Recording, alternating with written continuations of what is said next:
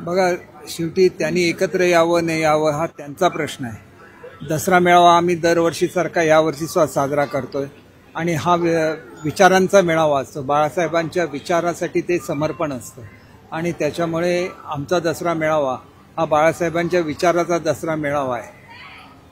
महाविकास आघाडीने बाळासाहेबांच्या विचाराला कितपत मान्यता दिली आहे मला काही कल्पना नाही, परंतु आमच्या दृष्टीने हा मेळावा होत असताना महाराष्ट्रावर आज एक संकट आलेलं आहे आणि ते अतिवृष्टीचं संकट आहे आणि त्याला तोंड देता यावं म्हणून आमच्या मेळाव्यामध्ये मराठवाडा, कोकण, उत्तर महाराष्ट्र या लोकांना आणि विदर्भातील लोकांनी त्याच ठिकाणी थांबून दुष्काळग्रस्तांना मदत करावी अशी अपेक्षा आमच्या पक्षप्रमुखांनी केलेली आहे आणि त्याच्यामुळे म्हणजे आमच्या मुख्य नेत्यांनी केलेली आहे.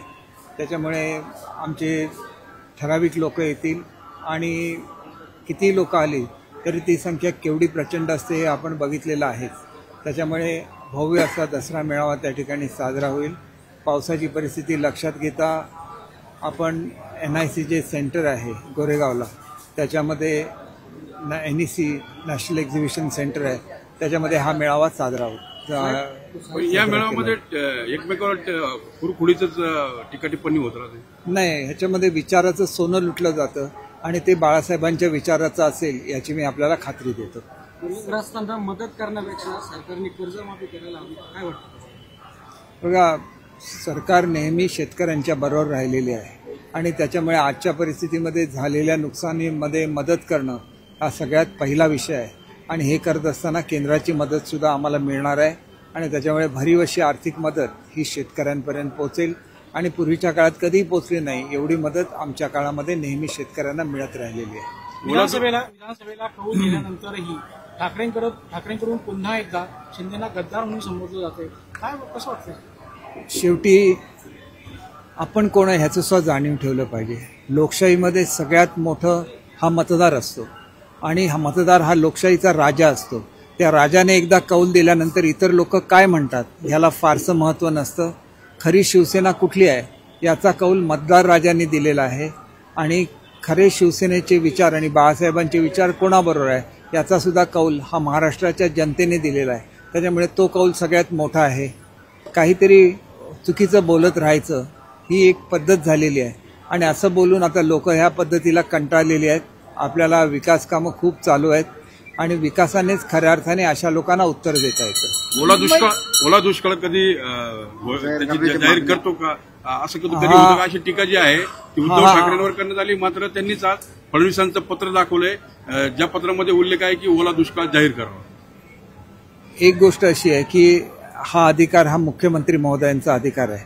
योग्य वेळेला ते निर्णय घेतील याची मला खात्री आहे, परंतु खूप मोठ्या प्रमाणात शेतकऱ्यांचं नुकसान झालेलं आहे आणि कुठल्याही परिस्थितीमध्ये शेतकऱ्यांच्या मागे सरकार खंबीरपणे उभा आहे. उद्धव ठाकरे आणि राज ठाकरे एकत्र येत ठाकरे ब्रँड जे आहे ते दाखवण्याचा प्रयत्न करतात. एक गोष्ट अशी आहे की ज्या वेळेला राजसाहेबांनी बिनशर्त पाठिंबा देऊ केलेला होता त्यावेळेला तो घेतलेलं नव्हतं ही वस्तुस्थिती आहे.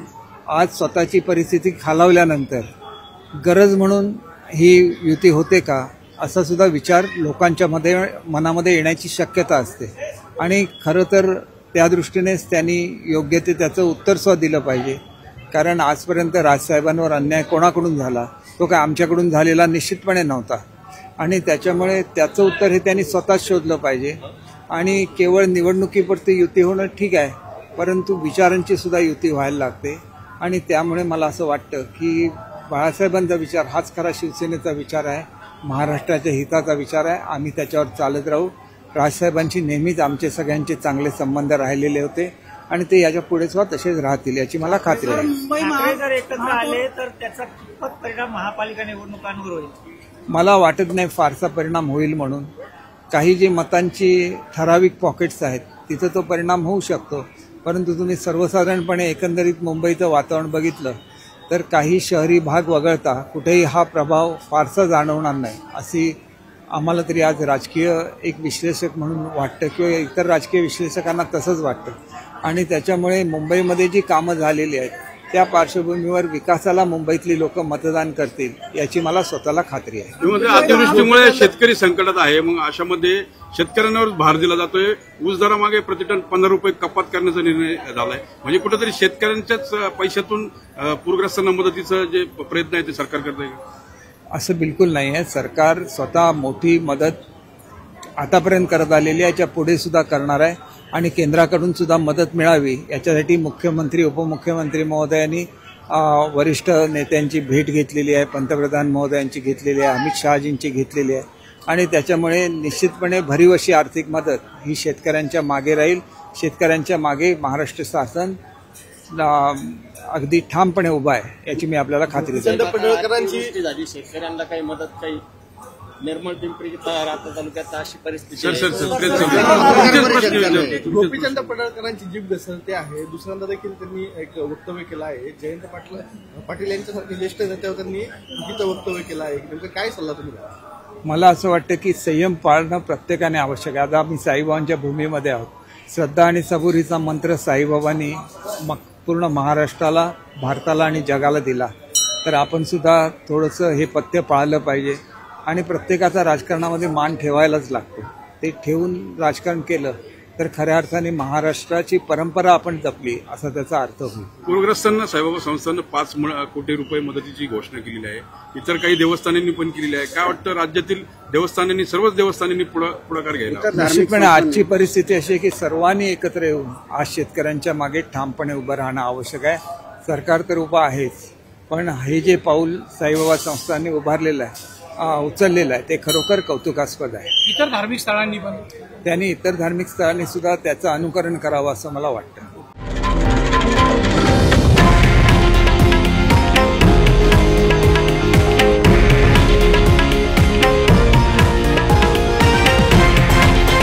हे आहे देशातील नंबर 1 न्यूज नेटवर्क आणि आपण पाहत आहात TV9 मराठी, एकमेव.